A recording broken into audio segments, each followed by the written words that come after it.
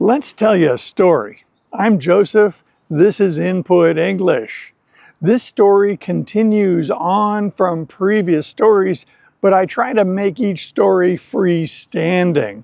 Of course, all of this content is for comprehensible input for improving your proficiency with the English language. Comprehensible input is an outstanding way to improve your English. So let's get started with this story. Today we find two neighbors who you've met before in previous episodes. Kathy is an attorney who lives in one house, and next door to her is her new neighbor, Ginger. As we begin the story, Kathy just got a text message on her cell phone from Ginger. Ginger asked in the text message if she could come over because she has something to show Kathy. She wants her opinion. Kathy answered, "Sure," and sent the answer back. In a few minutes, there was a quick knock at the door, and then the door opened. These two neighbors have rapidly become good friends, and so they don't deal with each other in a formal sort of way. In other words, one neighbor doesn't wait to be let into the house. If the door is unlocked, they feel comfortable just walking in and joining with their friend. This is what happened today. Ginger arrived, gave a quick knock at the door, but then opened the door and stepped into the house. She quickly found Kathy in the kitchen, and they began their conversation. They greeted each other, and Kathy asked, "What is this that you wanted to show me?" Ginger was carrying a small object. Before Ginger could answer the first question, Kathy asked her, "Do you want some coffee? I was just making some coffee." Ginger nodded but didn't answer verbally. And soon the coffee was served and they adjourned to the dining room table. They put their coffee down on the table and Ginger put the object on the table. The object was a silk bag. They sipped their coffee, and in a moment, Kathy said, "So what's in the bag?" Ginger said, "It's very interesting, and I don't know what to make of it." Ginger went on to explain that she found this in the house that they had just moved into. That house had been sold to them by Mr. Ben Harper, and he moved out and moved away. They don't even know where he went. She has continued to put things away in the house as part of the long-term moving in process. She still has boxes to unpack of her belongings that she needs to put in appropriate storage places. A few days ago, she was in her bedroom closet in the master bedroom. She was going to put some things on the shelf, and she noticed that the shelf ended before it got to the wall. There was a gap at the end of the shelf. She was on a small step stool, reaching beyond anything she could see, so she felt into this gap. She put her hand where she could not see it. As she was doing this, she got a little bit of fear because she was wondering if maybe there was something dangerous or unpleasant in that gap. She doesn't know what's in that gap. And she was just feeling around blindly, but there was nothing there. Oh, there is something there. Her hand came upon this bag. It was pushed to the back, almost out of reach. She felt it and adjusted her position on the step stool so she could reach further, and soon she grabbed the bag and pulled it out. She had never seen a silk bag like this. She assumed it was silk. It looked very old, and it was very fine. There was a drawstring, and it was tied into a bow. She carefully got off the step stool and took that bag with its contents to a desk so that she could examine it.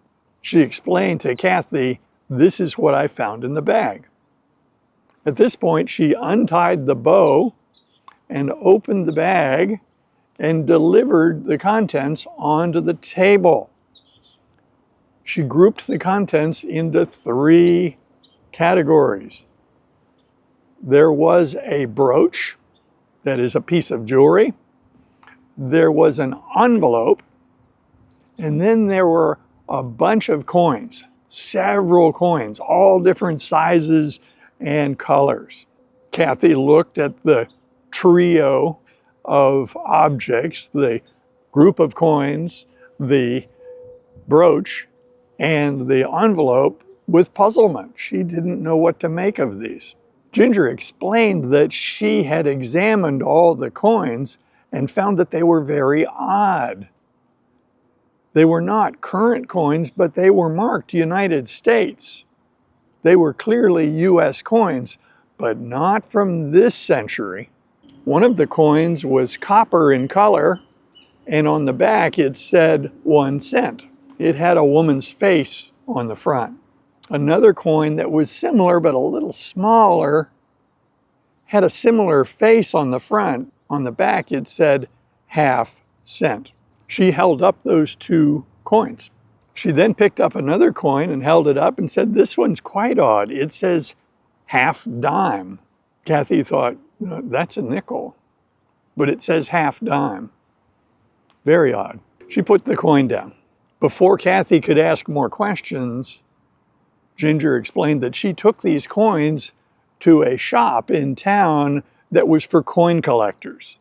She had shown them to the owner of the shop. He told her that they were from the 1800s, they were not of any value, and he would give her $20 for all of them. Ginger was not trying to sell these coins, and she immediately took a dislike to this owner because she discerned that he was trying to swindle her. He was trying to take advantage of her to get these coins for almost nothing. She suspected they were probably worth a lot more than $20. But of course, Ginger was not trying to sell these coins, so she wasn't really concerned about the value or the price he was willing to pay. She did find him unpleasant to deal with, so she quickly gathered up the coins and departed his shop. She did learn something. They were old US coins, and she detected that he was willing to pay money for them, so they did have some value. Her next stop was an antique jewelry shop. She wanted to get some information about the brooch. She showed it to the owner of the shop, and the owner was much more helpful. The owner did not try to buy the brooch from her for a small price, but she provided a great deal of information about that brooch. She told her that that was a cameo brooch and that they were popular in the mid-1800s. She estimated that this brooch was probably made between 1830 and 1875.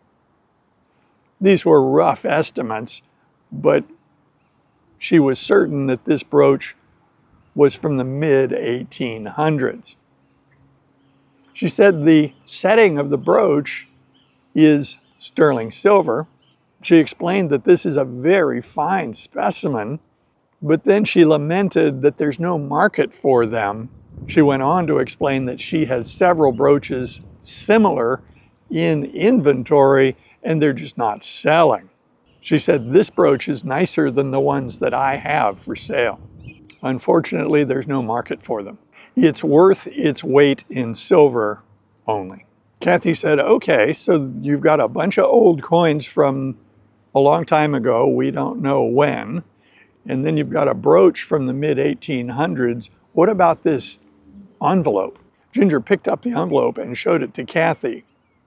On the front of the envelope, in a beautiful handwriting, it said, "To my love."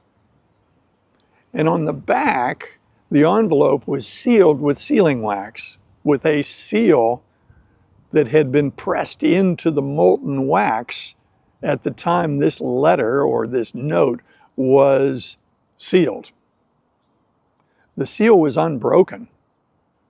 This note, this letter, was unread. Kathy, being very curious, picked up the letter and smelled it, and then she put it back down. Ginger said, "What do you think?" She said, "Well, I got a funny feeling that maybe it had a scent. And there may be something there, but my poor dumb nose can't make much out of it. But it gives me the impression of something very sweet. But I can't say that I smell any perfume or any specific smell. I just get a funny feeling inside that there's some sweetness to this letter." Ginger said, "That was my impression as well. I couldn't smell any perfume, but I'm fascinated by the letter." Ginger said, "Do you think we should open it?" Kathy said, "Well, there's no hurry to do that." With the objects on the table, Kathy took her coffee and continued drinking and thinking, puzzling over this. There was information here, but what does it mean? It was as if a switch had been flipped, and Kathy is now in her attorney mode, trying to put together the facts, piece these facts together, and understand what has happened in the past. She said, "You know, we know a few things. First of all, we know this silk bag is nothing we've ever seen before. It's very fine, albeit plain, it's very fine. It's probably from another era. The coins are definitely from another era.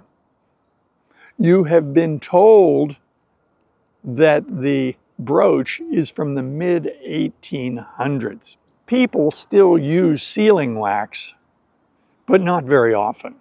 That was in vogue a long time ago. By the fact that these three objects were all placed in this bag, I would say that they are related somehow. They may be related by their source, by their ownership, or by the time that they originated. We don't know when they were put in this bag. The other thing we can say is that they were hidden, because this little depression at the end of the shelf was a hiding place. It was out of sight. These objects in this bag were for safekeeping. I think they're mementos. We just don't know who put them there." Kathy went on to explain that the houses in this neighborhood dated back to the 1940s. Most of these houses were built right after the war. But these objects date back about 100 years before that. So we can assume that this bag with these mementos was placed in this house by one of the owners long after they became a bag of mementos. Ginger said, "What do you think I should do with them?" Kathy said, "Well, we've gotten a great deal of enjoyment just right here, looking at them and enjoying them. I would recommend that you put them back in that silk bag, tie the string up gently, and put it back in the closet where you found them, and just think about it. There's no hurry to investigate. There's nothing important going on here. You can decide some other time whether you need to open that envelope and find out what's written inside it. For now, I would enjoy the mystery. You've found them, you've enjoyed them, we've talked about them, and there's no hurry to do anything about them. So why don't you put them back where you found them?"